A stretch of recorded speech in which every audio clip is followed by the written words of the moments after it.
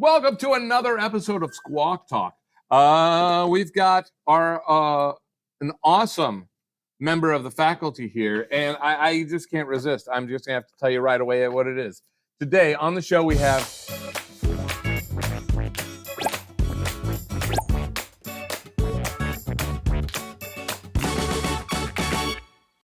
I did it again. I accidentally hit the button. Josh Shimkus is on the show today. Yay! One of the coolest teachers in the building, without a doubt, which makes me sink in stature just with him here. But I'll deal with it. I'll deal with this. All right. So you have, we got to get the scoop on Mr. Shimkus. All right. So let's see. Your nickname is Shim? Yeah. All my soccer players and all the coaches call me Shim. Here at school, I stay Mr. Shimkus, but once you get to high school, that's you kind of graduate into it. It's you all call me Shim or all Shimmy. Shim. Yeah. And I have one that's remarkably similar. If our tech crew want to shout out, what's my nickname? Snee. So remarkably similar. Yeah. I found a lot of similarities between us at the school, I think. Let's see. You have been here. How long have you been at Rock and Tough? Hard to remember. At least 9 years, maybe 10 years now. Yeah, it's been a long I was time. at LaSalle before that for a year and a half. That was going to be my next question. Yep. Where you taught before? Yep, and then that was where my first job teaching. But I student taught here first. So my first real taste of teaching was here with Mrs. Meesey. Mrs. Meesey was my... I was going to ask that too, yeah. And Mrs. Carney was also in the room with us as an FSD teacher. And then I went to Crestview for a semester, and then I got a job at LaSalle. So I was covering for maternity leave there, and then they offered me just a 1-year job, and that's not a full contract. It doesn't re-up. So I got 4 different interviews for the next school year, and the first one was here. They offered me a job, and I accepted. And you took it. Been here ever since. Okay, so here's the crazy thing. Yeah. I wasn't teaching. I had a career before this, and then I was like, why am I not a teacher? Yeah. I went in teaching. I taught in the city for a few years, and it wasn't great. So eventually I was student teaching, and it's a long story. Student teaching was out of order because the way I did it. Anyway, but then I got a call from a buddy, and it was to cover a teacher who was going on maternity leave.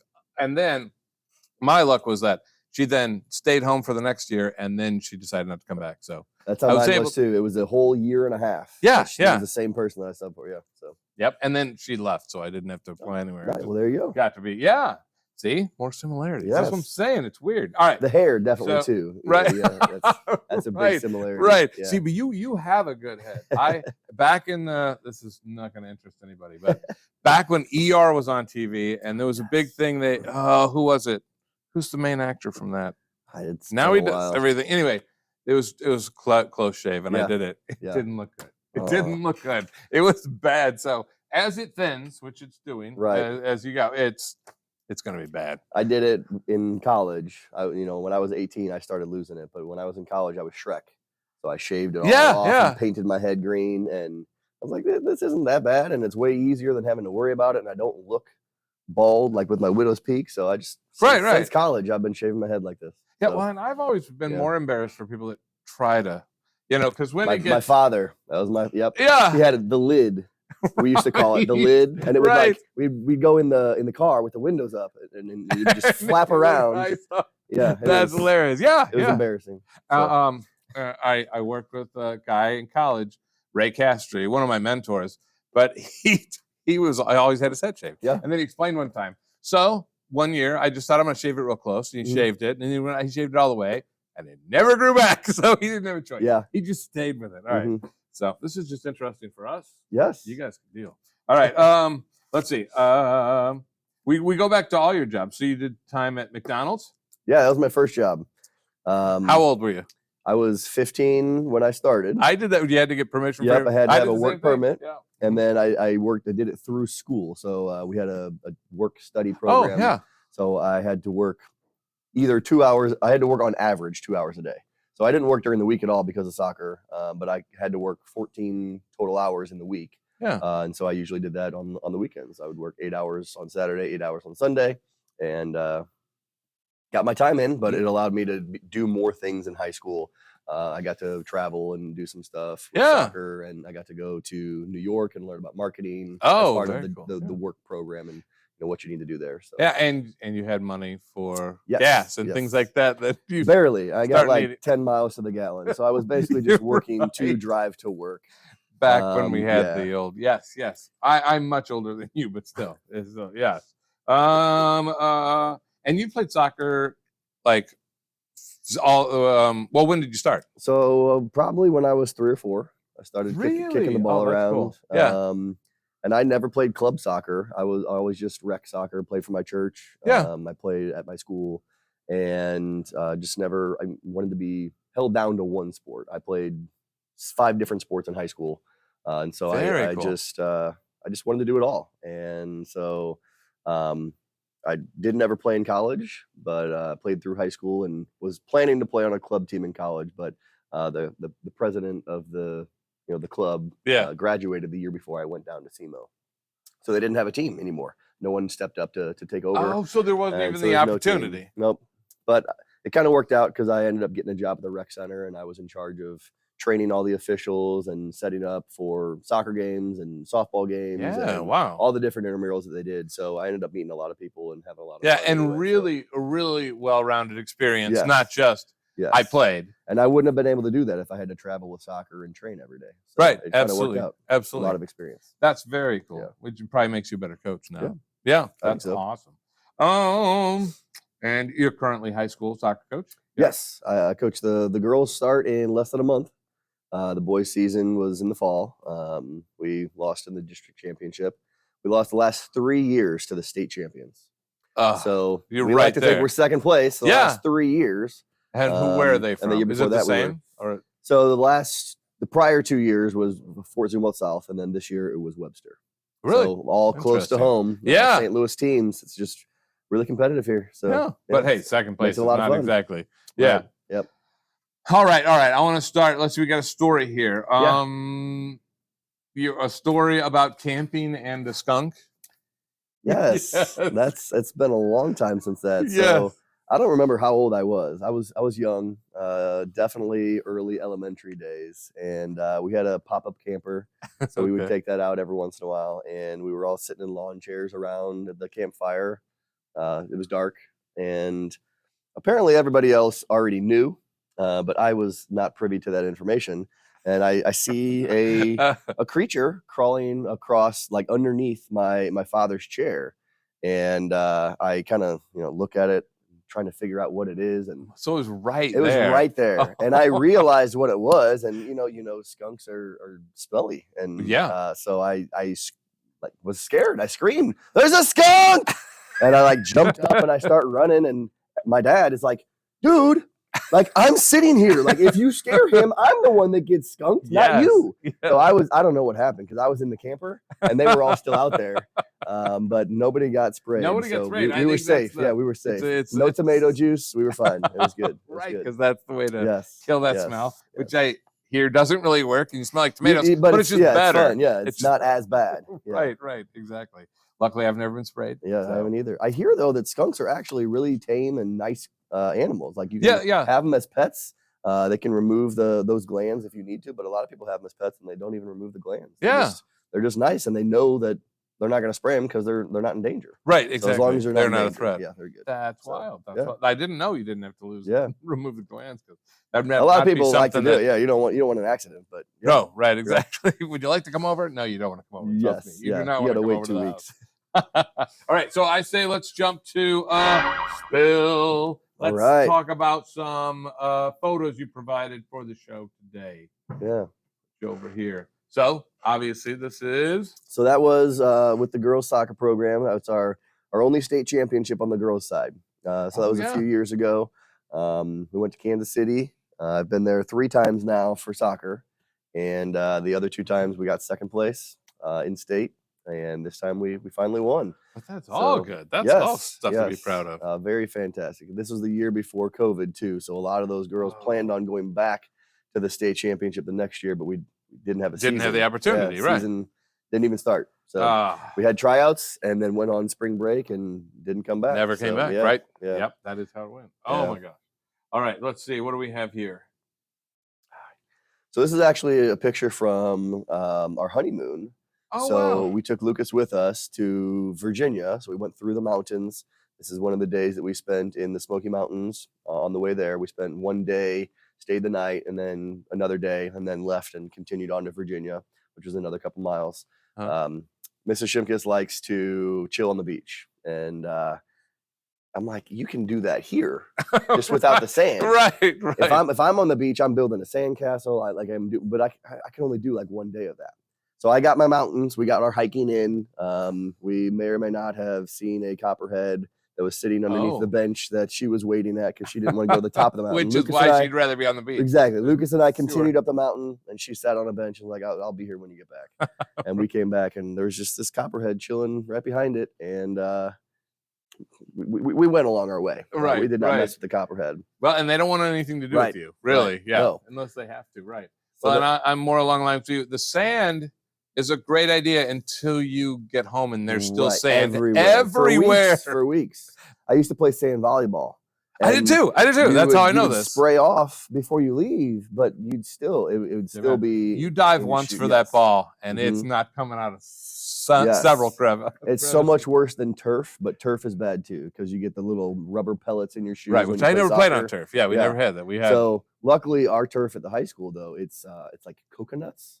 So they have like coconut shavings and a little bit of sand, and they actually have to water it because if they don't water it, it'll dry out and it won't be good anymore. But apparently, it's supposed to be better for you, a truer bounce, more like real ground, and you don't have those rubber pellets in your shoes. So right, I see. Because I never did play. I played baseball and football. Yeah, but this was before anybody. Yeah, this is a while back now. A lot of the baseball fields have turf now too. The infields even are turf, so that they don't get rained out. That would help so much for the bounce. Because they used to get rained out all the time. Well, you have that bad pop that goes. You hits a rock, shin, face, yes, shoulder, elbow, a lot of broken fingers. All right, let's see our next picture here. So those are my boys. Besides Lucas, those are two of my other sons. Yeah. So I've got two cats also named Watson and Holmes. Oh, okay. Didn't know that. And then this is Chief on my right. So the white and black one, that's Chief, the bigger one. Stage right, we would say. Yes, yes. Yeah. And then Morty, left. So Moriarty. So the two cats were originally named Holyfield and Tyson after boxers. Yeah. But I'm really into detective stuff, and I like that, so I renamed them Holmes and Watson. They're close enough, I feel like, and they're cats, so they don't need to know their names. No. And so then when we got our first dog, Moriarty, he's the nemesis of Sherlock Holmes. Right. Absolutely, yeah. And then we got our final dog here, Chief, this past summer. And so Chief is like the chief of police. Right. That kind of helps with all the cases and things. Exactly. So they're all kind of connected. Very cool. How big is Chief, actually? He only weighs about 65 pounds. Okay. Which is still big. Yeah. But, not as big as, you could be. Right. And he's got some pit bull in him. We don't know either their exact breeds, but they're both mixes of some sort. Right. So both nuts. Yeah. So, all right. A lot of fun. Let's see now. Then we'll go to. That's just a great picture. I'm a dog person. So we were gonna spin. There we go. We're gonna spin now. All right, give it a spin. All right, spin. Here we go.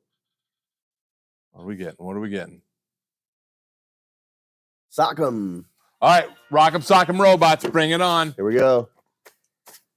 Last year we had a super close battle. Really? That was so close we had a super slow motion to even find out who. Oh boy. All right, ready? It's been a while. Yeah, here we go. All right. Yeah, there's no skill really. All right. And go.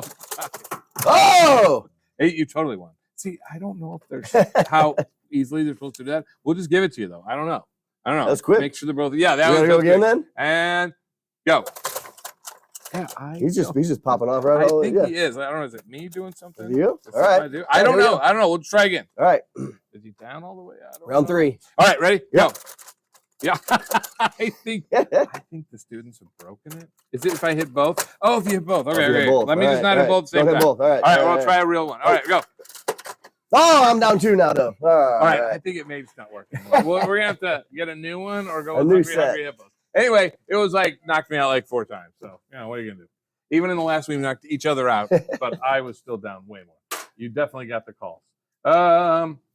All right. So our last thing I wanted to talk about here, we're going to go through.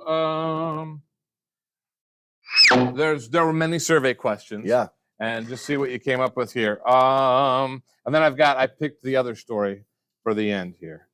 You have a really cool thing. This I don't even know if it goes in that.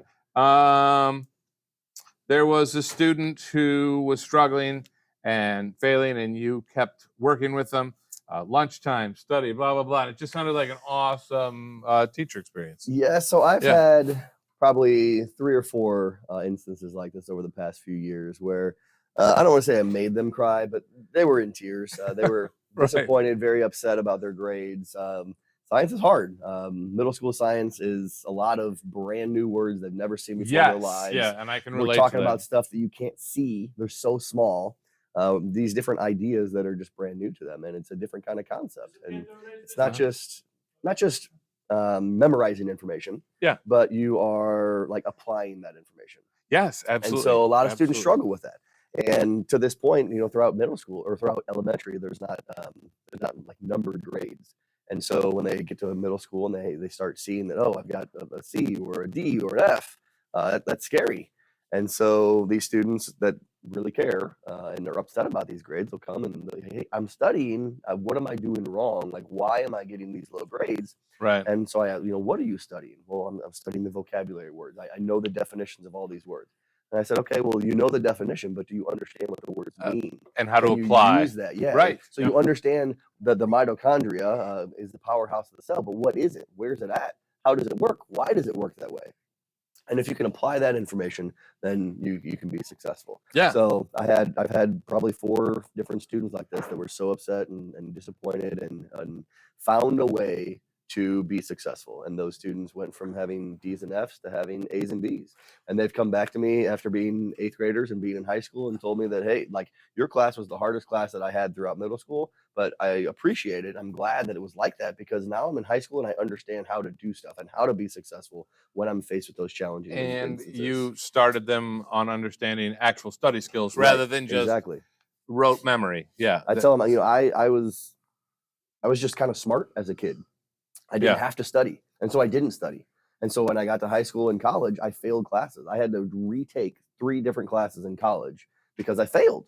Right. And that costs money. That's expensive. So I would much rather you defeating when you've gotten A's all the other time. What's I would much rather you learn it now, how to be successful, how to fail and learn from it, than have to pay thousands of dollars when you're in college or high school and have to redo stuff.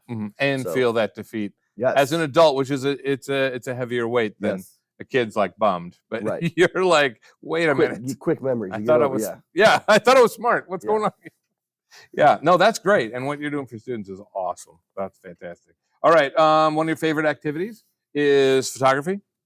Yes, besides being active, I love hiking and I love taking pictures.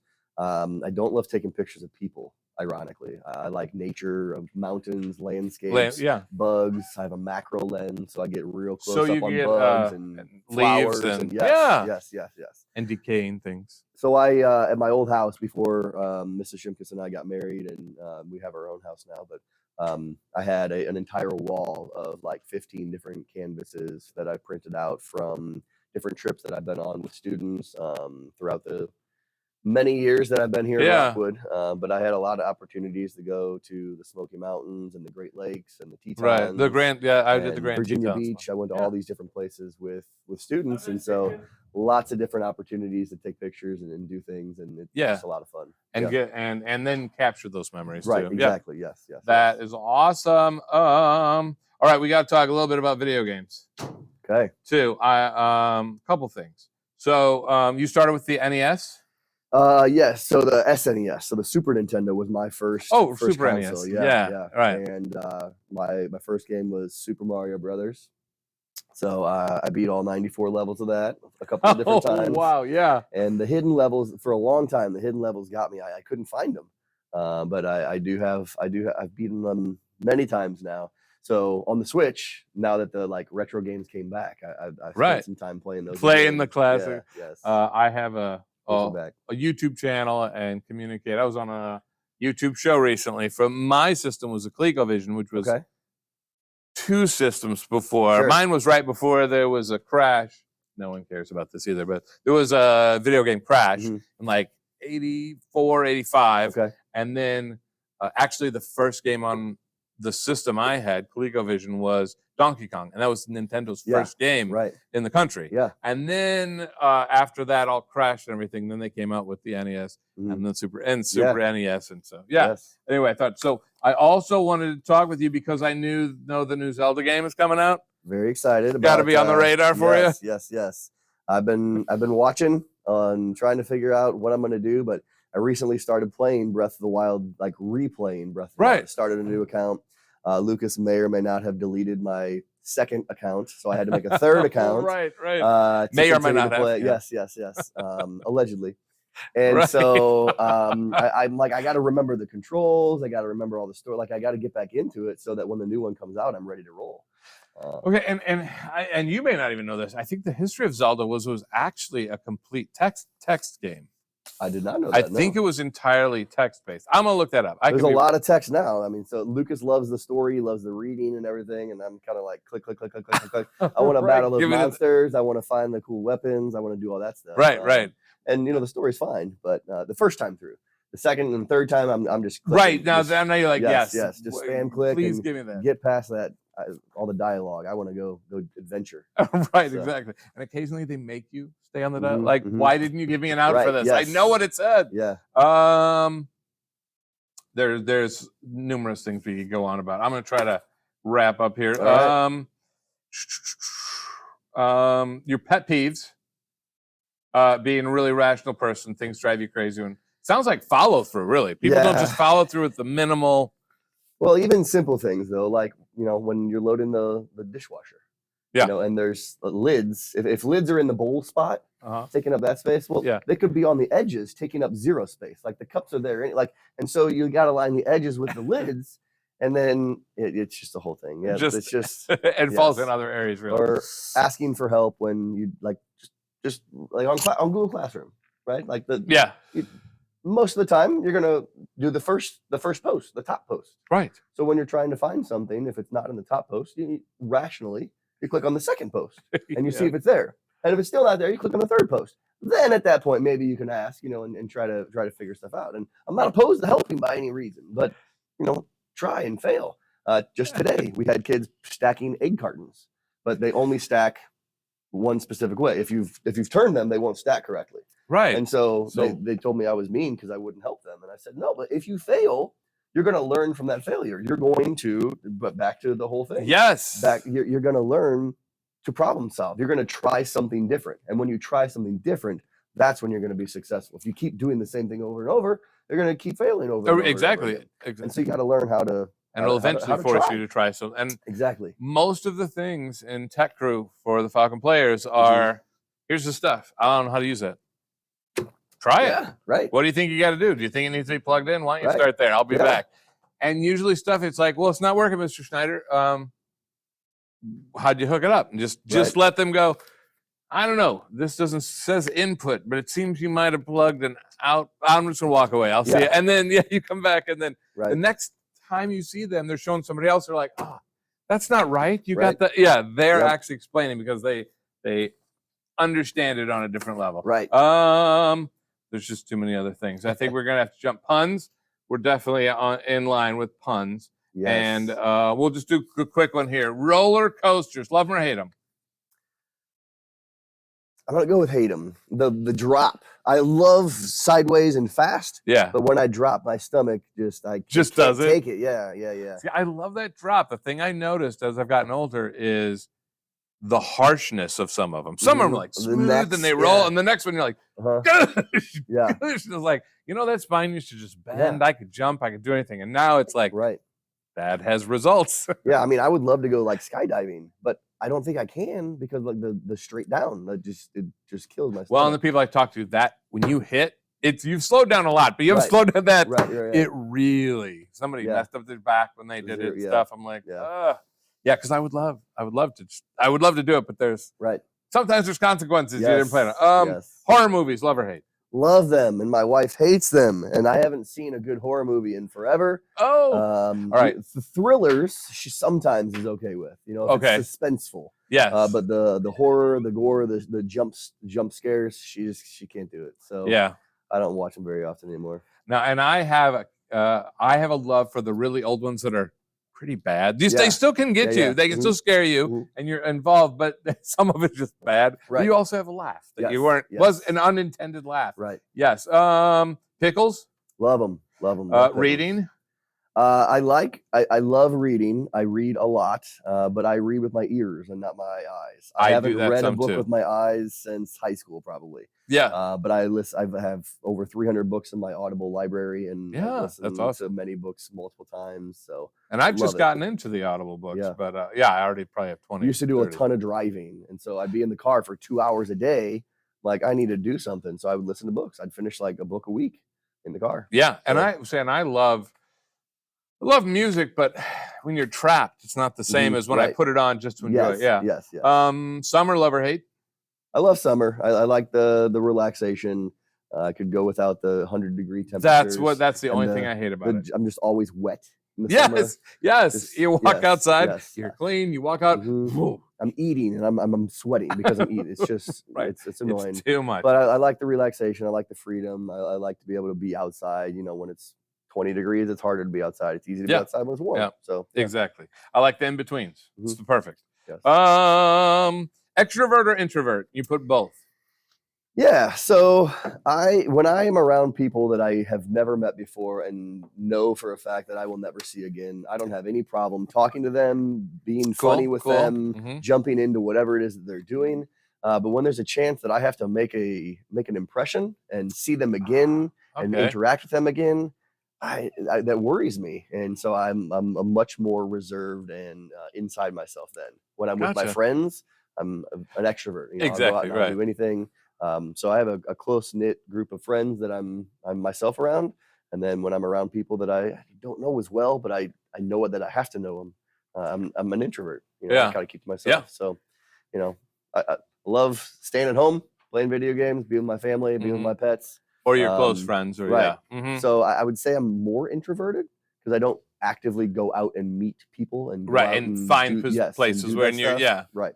And I'm sure as a coach, you're very much extroverted. Yes, you've got a job to do. Students, yes. Right. To my students and players, yes, I would say I'm an extrovert. Very cool. Very cool. All right. So the last thing I want to bring up here is awesome guest, by the way. I'm sure everybody's going to agree. I love hearing the opinions and thoughts, and they're thought out thoughts, which is nice. Not just yes. So the last thing I was going to ask was, you once scared someone so badly. I definitely want you to share this story. I'm assuming that this is my mother. Yes, it is. Yes. So I was in student council in high school. Okay. And we hosted a district event. So we had other student councils come to our school. And so we decorated, and it was like a Hollywood theme. And so we had all these movie like cutouts, the big cardboard cutouts. Yes. And so at the end, like, what do we do with them? Like, we're not just going to keep them at school. So we brought them home. If you want one, take it home. And so the one that I took home was Elvira. So kids probably don't know, but an older vampire, a female vampire. And so this is a life-size, like human-sized cutout of a vampire. And so my mom didn't know that I had it. And we had like a mud room. You walk in from the garage, you go through the mud room, and then you get into the kitchen. And so I just put it in there, and it was standing up, kind of, you walk in the garage and you walk in and she's there to greet you. So my father and I were sitting on the couch watching TV, and she comes downstairs ready to leave. I don't know a meeting she's going to or something. And she walks into the kitchen, into the mudroom, and turns around and walks back upstairs. And my dad and I kind of look at each other like, what's going on? And she walks back downstairs wearing a different pair of pants. And we found out that she didn't scream. We didn't hear her scream, but she was scared so badly that she peed. And so I had to get rid of Elvira. You ruined her outfit. Did not let me keep Elvira. She never wanted to see that again, or the memory. That's hilarious. It was unintended, but it was. I mean, if you just startled there, it would be a great memory. And now it's a I did, however, used to scare her often with spiders. I would have like fake tarantulas in the cabinets and things. Yeah, and so I did scare her intentionally often, and so I might have put it in there knowing that someone would walk in there eventually. I did not mean for her to get scared that badly, and I just kind of thought she'd say, ah! And then move about her day. But yeah, it was more than that. That's a great story. Yes. Great story. Well, hey, thanks for being on here. I appreciate it, man. Yes, it was great to be here. Really good. Exciting times. So, yeah. And maybe we'll do it again next year. Of course. Yeah, I'd love to do that. Thanks for checking us out on Squawk Talk, and thank you to Mr. Shimkin. Glad to be here. See you guys.